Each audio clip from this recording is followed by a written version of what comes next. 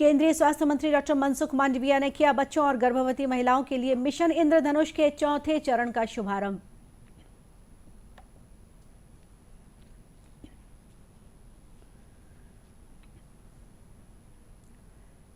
स्वर कोकिला लता मंगेशकर का पूरे राजकीय सम्मान के साथ किया गया अंतिम संस्कार। राज्यसभा की कार्यवाही आज 1 घंटे के लिए स्थगित की गई।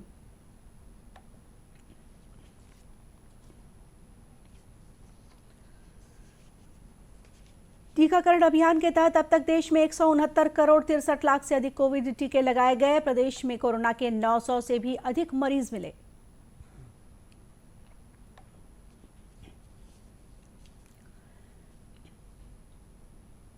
और समर्थन मूल्य पर धान खरीदी का आज अंतिम दिन। 1 करोड़ 5 लाख मीट्रिक टन खरीदी का है लक्ष्य।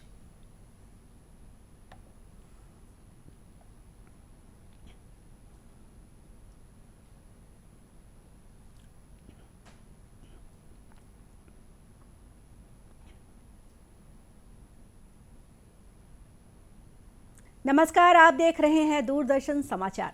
मैं हूं गोपा सान्याल। अब समाचार विस्तार से। केंद्रीय स्वास्थ्य मंत्री डॉक्टर मनसुख मांडविया ने देश में बच्चों और गर्भवती महिलाओं को गंभीर बीमारी से बचाने के लिए आज नई दिल्ली में मिशन इंद्रधनुष के चौथे चरण का शुभारंभ किया। यह देश में पूर्ण टीकाकरण के लिए एक विशेष अभियान है।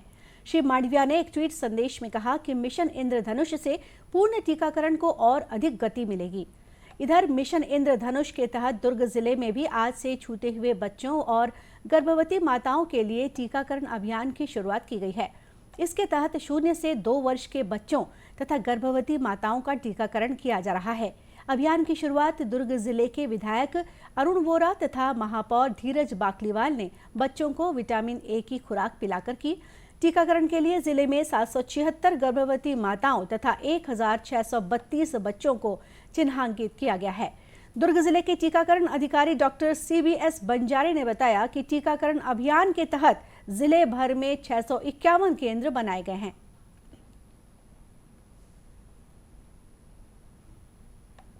स्थानीय स्तर पे हमने 651 टीकाकरण केंद्र बनाए हैं। सेशन लगाया जाएगा जिसमें 776 गर्भवती माता जो छूटे हुए हैं घर घर सर्वे किए हैं, जिसमें से जो लिस्ट जारी हुई है, और 1632 जो है हमारे छूटे हुए 0 से 2 वर्ष के बच्चे हैं। तो इसको हम मिशन इंद्रधनुष के तहत सभी गर्भवती माता एवं बच्चे को टीकाकरित करेंगे। सभी प्रकार का टीकाकरण BCG, hepatitis B, PCV, pentavalent, measles इत्यादि सभी प्रकार के टीकाकरण करेंगे और गर्भवती माता को TD का इंजेक्शन लगाया जाएगा। टीकाकरण के लिए बच्चों के साथ पहुंचे अभिभावकों ने मिशन इंद्रधनुष की सराहना करते हुए कहा कि यह बच्चों के लिए काफी फायदेमंद है। मिशन इंद्रधनुष के तहत ये टीका सरकार द्वारा फ्री में लगाया जा रहा है और आगे भविष्य में ऐसा ही लगाया जाएगा। ये योजना बहुत ही अच्छा लगा। सरकार का बहुत बहुत धन्यवाद। जो भी है मिशन इंद्रधनुष के तहत और भाई लोग आए और टीका को अच्छी तरह से सब बच्चों को, ताकि आगे कुछ बीमारी से लड़ने की क्षमता है बच्चों में।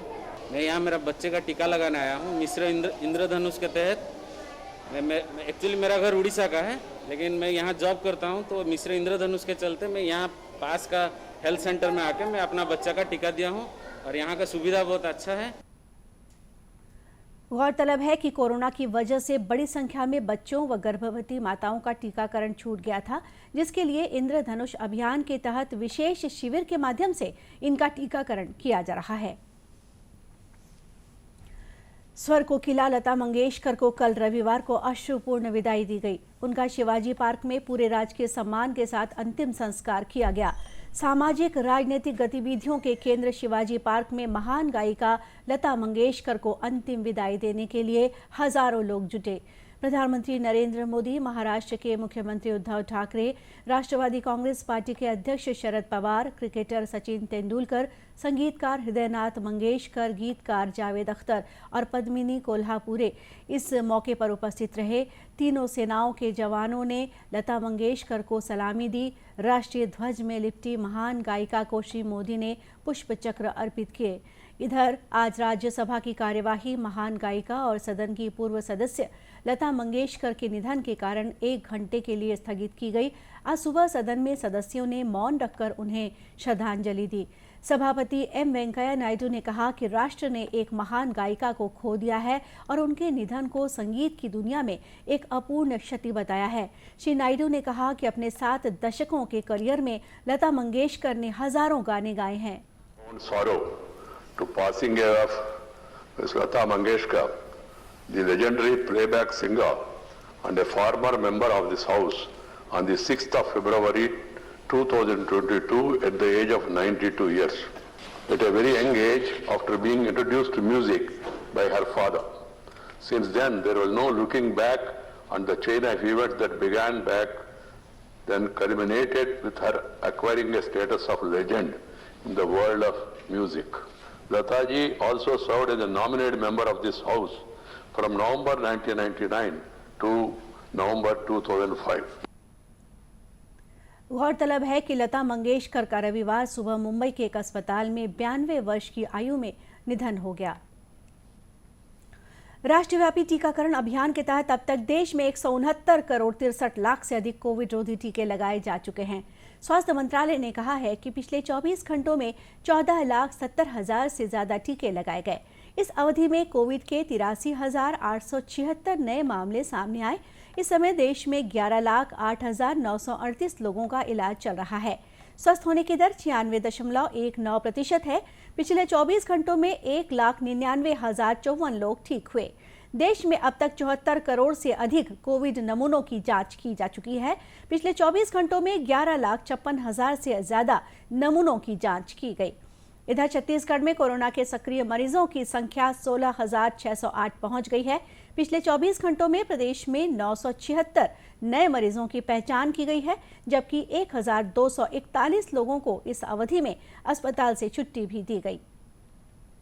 वहीं प्रदेश में कोरोना से बचाव के लिए अब तक 3,59,12,416 कोविड टीके लगाए जा चुके हैं। इनमें से 2,06 लाख से अधिक प्रथम डोज और 1,50 लाख से अधिक दोनों डोज लगाए जा चुके हैं, जबकि 15 से 18 साल तक के किशोरों को 2,88,000 डोज लगाए जा चुके हैं। समर्थन मूल्य पर धान खरीदी का आज अंतिम दिन है। जांजगीर चांपा जिले में अब तक 90% से अधिक किसान अपना धान बेच चुके हैं। जिले में इस साल 90 लाख क्विंटल धान खरीदी का लक्ष्य रखा गया है, लेकिन उसके मुकाबले अब तक सिर्फ 81 लाख क्विंटल धान की खरीदी हुई है। जिले के धान खरीदी केंद्र पेंड्री के प्रभारी योगेंद्र साव ने बताया कि इस साल उठाव ठीक है, डीओ भी कट गया है। हफ्ते भर में धान के उठाव होने की उम्मीद है।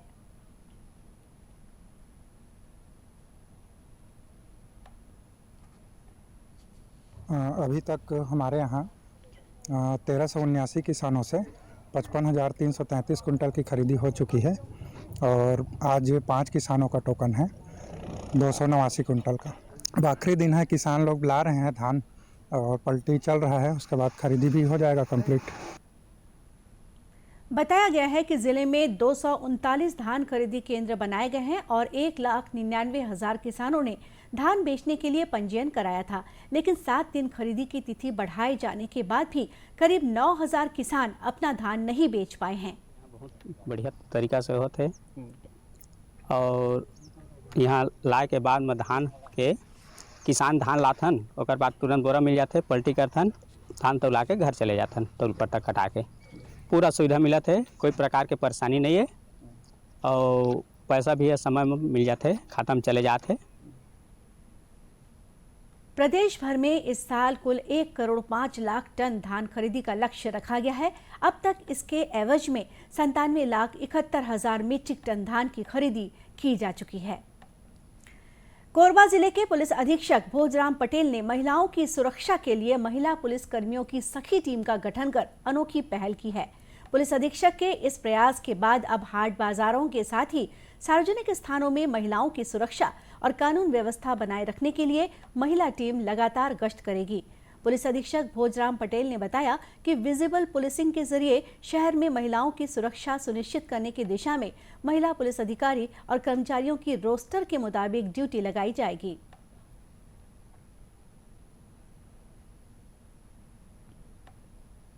विजिबल पुलिसिंग के क्षेत्र में हम लोगों ने आज एक नई शुरुआत की है। सखी टीम बनाए हम लोगों ने। इसके तहत हम लोगों ने महिला जितने भी हमारे पुलिस से संबंधित महिला पुलिस में कांस्टेबल, हेड कांस्टेबल, एएसआई, जो शहरी थानों में जिनकी जो शहरी थानों से संबंधित है, उन सभी लोगों को मिला करके हम लोगों ने एक सखी टीम बनाया है और इन सभी टीम को हम लोगों ने सोमवार से लेकर के संडे तक के बीच में अलग अलग दिन बांटा है और पूरे कोरबा शहर को 2 सेक्टरों में हम लोगों ने बांटा है और इनकी 4-4 लोगों की टीम बनाई है और प्रत्येक दिन ये 4-4 लोगों की टीम रहेगी जो वहाँ पर पैदल गश्त करेंगे और वहाँ पर ये इनकी उपस्थिति शाम के 5 बजे से लेकर के 9 बजे के बीच में रहेगी, क्योंकि इस समय खरीदारी के लिए हमारी माताएं बहनें काफी उसमें बाहर में रहती हैं, तो अगर किसी प्रकार की दिक्कत होती है तो तुरंत इन लोगों से बता सकें।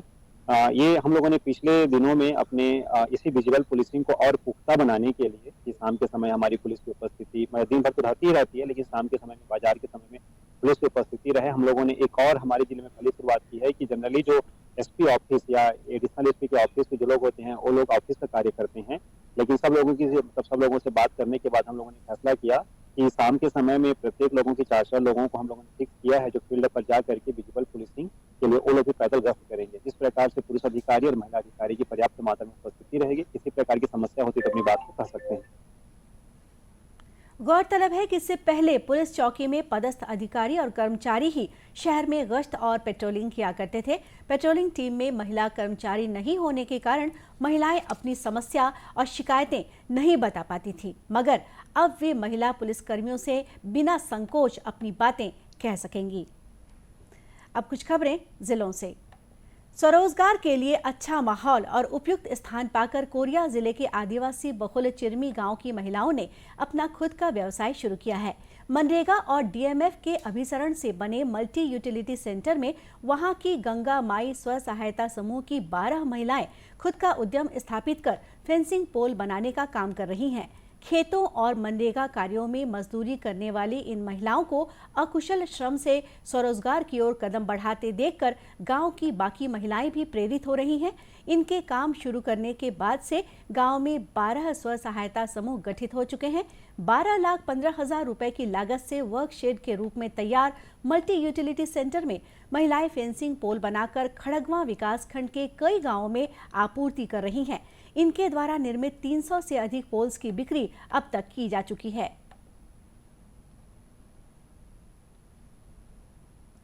राजनांदगांव जिले के डोंगरगढ़ में प्रज्ञागिरी ट्रस्ट समिति द्वारा 29वां अंतर्राष्ट्रीय बौद्ध सम्मेलन का आयोजन किया गया। इस मौके पर बौद्ध अनुयायियों ने भगवान गौतम बुद्ध के आदमकद प्रतिमा के समक्ष पूजा अर्चना कर विश्व शांति के लिए प्रार्थना की। इस सम्मेलन में पूर्व की भांति सामाजिक समरसता के अनुरूप बुद्ध वंदना और परित्राण पाठ किया गया। कोरोना संक्रमण के कारण विदेशी मेहमान नहीं आए, किंतु छत्तीसगढ़ के अलावा मध्य प्रदेश और महाराष्ट्र के भंदत भंते के साथ इस कार्यक्रम के साक्षी बने। पूर्व में यहां चीन, जापान और तिब्बत के बौद्ध अनुयायी, उपासक और उपासिका शामिल होते रहे हैं। बौद्ध समाज के सदस्य और राजगामी संपदा न्यास के अध्यक्ष विवेक वासनिक ने बताया कि धम्म गुरु भंदत संघ रत्न मानके और धम्म सेना नायक नागार्जुन सुरई शशई की अगुवाई में विश्व शांति के लिए पूजा अर्चना की गई। और अब अंत में मुख्य समाचार एक बार फिर। केंद्रीय स्वास्थ्य मंत्री डॉक्टर मनसुख मांडविया ने किया बच्चों और गर्भवती महिलाओं के लिए मिशन इंद्रधनुष के 4थे चरण का शुभारंभ।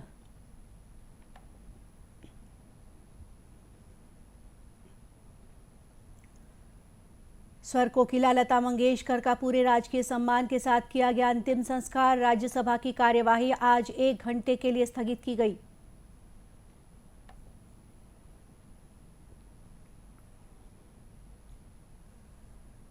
टीकाकरण अभियान के तहत अब तक देश में 169 करोड़ 63 लाख से अधिक कोविड रोधी टीके लगाए गए। प्रदेश में कोरोना के 900 से भी अधिक मरीज मिले।